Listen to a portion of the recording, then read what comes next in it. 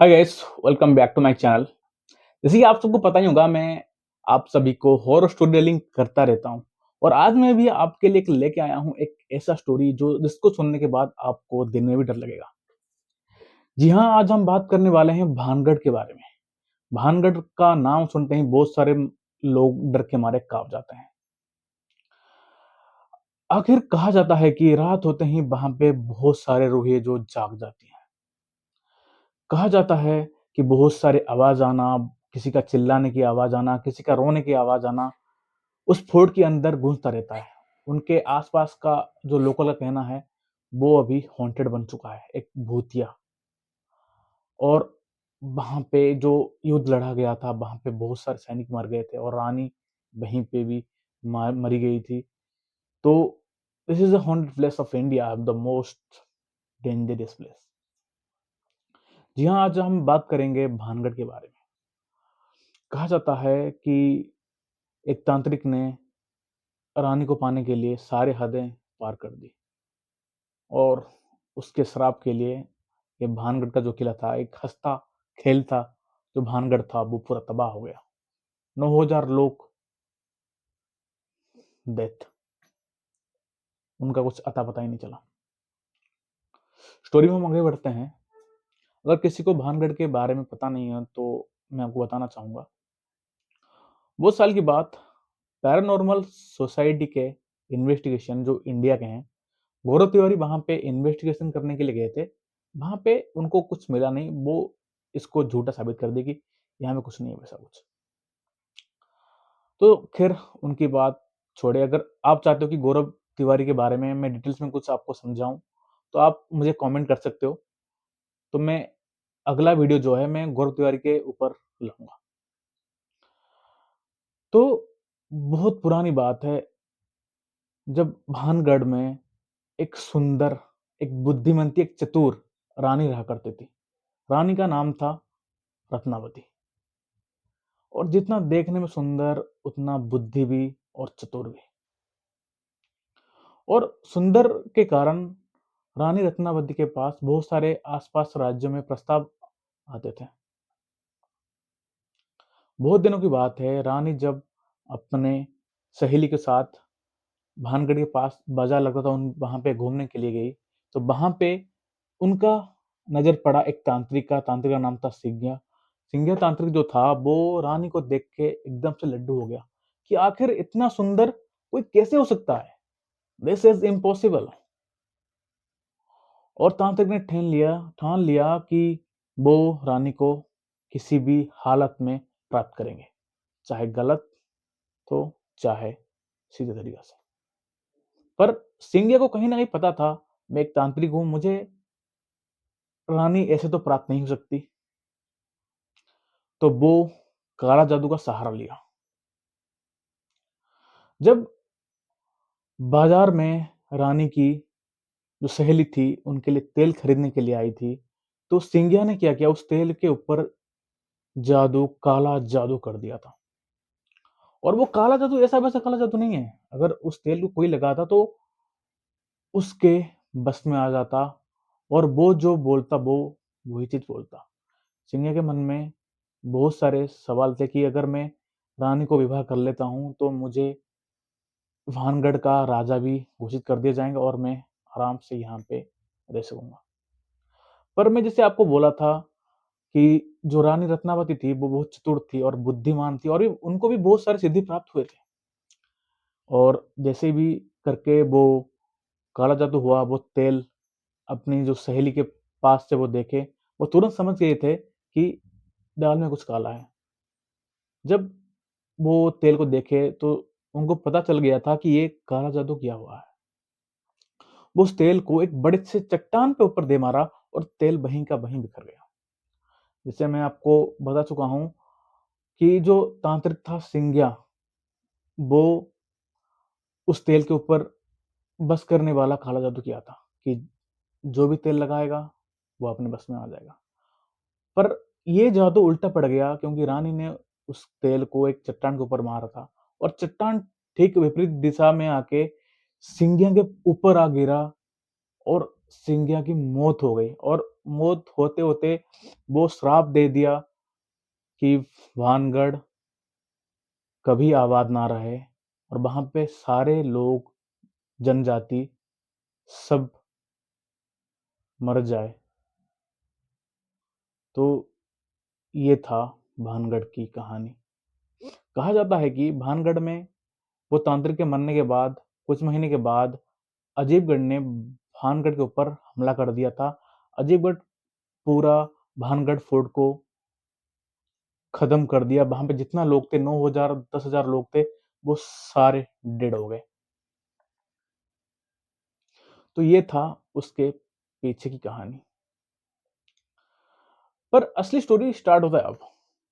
2 दोस्त थे, एक नाम था अजय, एक का नाम था ऋतिक। अजय और ऋतिक बढ़िया दोस्त हुआ करते थे। 2006 की बात है।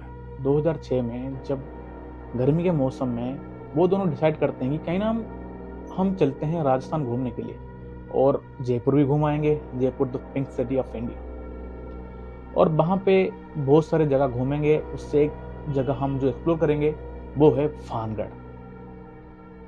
और 2006 के टाइम में ना ये जगह बहुत हंट कर रहा था। बहुत लोग की दहशत था कि ये जगह पे ना जाए। पर टूरिस्ट वगैरह आता जाता करते थे। वहाँ पे प्रॉपर गार्डिंग था। पर नाइट के टाइम में बस पेट्रोलिंग होता था। पेट्रोलिंग करते थे लोग, बस और कुछ नहीं करते। तो 2 दोस्त जो है वो अपना फिक्स कर लिए कि हम राजस्थान टूर पे जाएंगे और घर में झूठ बोल देंगे कि हम 5 दिन का ऐसे ही वैकेशन मनाने के लिए जा रहे हैं। तो 2 जन अपना बढ़िया से राजस्थान पे जितना जहाँ पे घूमना था घूम चुके और तीसरे दिन वो जाके पहुंच गए भानगढ़ के किले के पास। सुबह होते ही वहां पे बढ़िया नज़ारा देख के सनसेट का इंतजार करने लगे, क्योंकि हाँ वहां पे रात गुजारना था। हमें वहां पे रात गुजारना था और हमें एक्सपीरियंस करने वाले थे कि क्या होता है इसके अंदर। है ना बड़ी हैरान की बात। आखिर क्यों? जब जानते हो आप यहाँ पे ये चीज हंट करता है तो आप क्यों आते हो यहाँ इस जगह पे? ठीक यही कहना था अजय का। अजय जानता था कि ये 5 बजे के बाद यहाँ पे कोई नहीं आता। सूरज ढल जाता है। तो यहाँ पे बहुत सारे किस्से सुनाए थे। हमारे घर लोग भी बोलते थे और मेरे दोस्त। तो यहाँ पे रहना ठीक नहीं है। अजय ने ऋतिक को बोला। ऋतिक बोला चिंता मत कर, कुछ नहीं होगा, ऐसा कुछ नहीं है इसमें। हम बस रात गुजारेंगे और चले जाएंगे। धीरे धीरे शाम ढलता गया और वहां पे जो लोग थे वो भी वापस चले गए।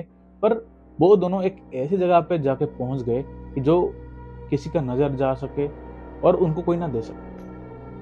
वो अपना खाने का सामान, चिप्स, बिस्किट, पानी बोतल सब कुछ लेके उस किले के अंदर ठहर गए। तो उनको पता नहीं था कि उनके साथ क्या होने वाला है। धीरे धीरे बातचीत करते करते रात के 12:30 बज गए थे। तो आप सबको पता होगा 12 से लेकर 3 बजे के अंदर ही अंदर पैरानॉर्मल एक्टिविटी बहुत तेज हो जाते हैं। बहुत ही तेज हो जाते हैं। दोनों बैठ के बातचीत कर रहे थे। उनके पास एक हल्की सी हवा टच करके गई, एकदम से ठंडी वाली। और अजय देख के सोच रहा कि इतना गर्मी के मौसम में इतना ठंडा और जो मेरे बॉडी को टच करके गया कि क्या चीज है। तो ऋतिक बोलता है कि मैं तुम्हें बोला था कि ये जगह साफित है, इस जगह पे आना सही नहीं है। अभी अभी मतलब कि मेरा मानना है कि अगर कोई ठंडी चीज हो तो पास में कोई स्पिरिट भी हो सकता है। जहां पे स्पिरिट होता है वहां का माहौल ठंडा होता है ना। हैरान करने वाली बात। एक बंदा जो मना कर रहा है पर ऋतिक सुनने को राजी नहीं। तो बस ऐसे हंसी में उड़ा देता है कि अरे नहीं यार, ऐसा कुछ नहीं है, तो चिंता मत कर, मैं तुम्हारे साथ हूं। कुछ टाइम के बाद ऋतिक बोलता है चलो बैठने से कोई फायदा नहीं है, हम चलते हैं, थोड़ा आगे बढ़ के देखते हैं, आखिर इसको एक्सप्लोर करते हैं। ठीक है, आखिर ये स्थापित क्यों है। तो जब वो धीरे-धीरे कदम बढ़ाते-बढ़ाते आगे बढ़ रहे थे, तो उनको एक रोने की आवाज़ आई। एक औरत की रोने की आवाज़ आई।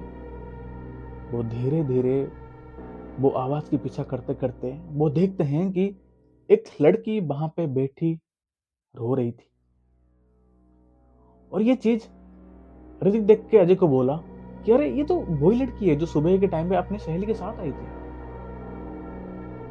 तो अजय को भी लगा कि अच्छा ये कोई भूत नहीं है, ये एक सुबह में जो आई थी और ऋतिक ने उसे देखा था, तो डरने वाली कोई बात नहीं है। और अजय ने भी साँस लिया।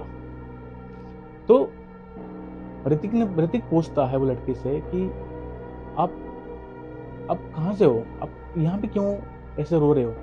कोई मदद की ज़रूरत है? वो बोला कि मैं भी आपकी तरह एक एक्सप्लोर करने के लिए यहाँ पे रुका था, पर मुझे बहुत डर लग रहा है और मुझे बहुत नेगेटिविटी फ़ील हो रहा है इस जगह पे, और मुझे यहाँ से ले चलो। मैं अपनी फ्रेंड जो है वो मतलब कि मुझे ढूँढ रहे होंगे। मेरे घर वाले बहुत व्यस्त हो रहे होंगे क्योंकि मेरा फ़ोन भी कहीं पे गिर गया है और फ़ोन डेड था मेरा। और जब वो अजय ने उनका नाम पूछा, तो वो कुछ बोला नहीं। तो अंधेरे का टाइम था और उनके पास जो टॉर्च था ऋतिक के पास, वो धीरे-धीरे, धीमी-धीमी, क्योंकि टॉर्च खत्म होने वाला था। तो वो बोला कि कोई बात नहीं, और हम आपको बाहर निकाल के ले जाएँगे। और अजय भी बोला हाँ ठीक है, हम बाहर निकल लेंगे, और वहीं पे अगर होटल में उनका फ्रेंड्स पास में ठहरे हुए हैं तो हम भी एक रूम लेके हो जाएँगे। तो वो बोल रहे थे आप ऐसे यहाँ पे, अजय ने बोला वो लड़की से कि आपका नाम क्या है? और फिर भी वो उसका नाम बताने के लिए राज़ी नहीं था। वो बस बोल रहा था कि मुझे आप मेरे मतलब वो होटल में पहुँचा दो और मुझे रिलैक्स करवा दो, क्योंकि मैं बहुत डर चुका हूँ, ये जगह पे बहुत नेगेटिविटी है। ये सुन के ऋतिक मज़ाक में बोला, "अरे कुछ नहीं होता, ये झूठी किस्से हैं, ये यहाँ पे कोई साबित नहीं है, सभी जगह नहीं है।" तो वो लड़की मुस्कुरा के बोलती है, "अच्छा, आपको तो पता है इस जगह के बारे में, भली-भाँति, है ना?" तो उस टाइम पे अजय को फ़ील हुआ कि एक लड़की जो रो रही है और तुरंत हँसने लगी, एक मुस्कुरा देने लगी। हल्का-सा मुस्कान था उसके चेहरे में। धीरे-धीरे बातचीत करते-करते वो लोग आगे बढ़ रहे थे। तुरंत ही आगे जब जाते हैं, तो अजय बोलता है कि देखो, हम गेट के पास आ गए। और जब वो पीछे मुड़ के देखते हैं तो वहाँ पे कोई भी नहीं था।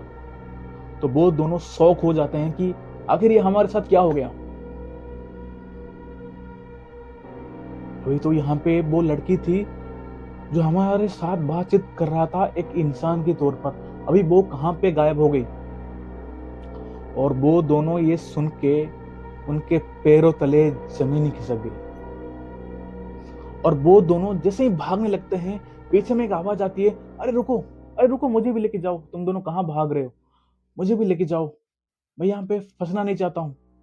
और ये जब आवाज़ सुनते हैं, वो दोनों पीछे मुड़ के देखते हैं, और वो क्या देखते हैं, एक लंबा 5 फीट 7 इंच का बंदा खड़ा है। एक उसका शकल सड़ी हुई और एक अजीब-सा स्मेल आता हुआ, और माथे पे उसका एक काला टीका लगाया हुआ, मानो एक दहशत भरा एक चेहरा उनके सामने खड़ी हो।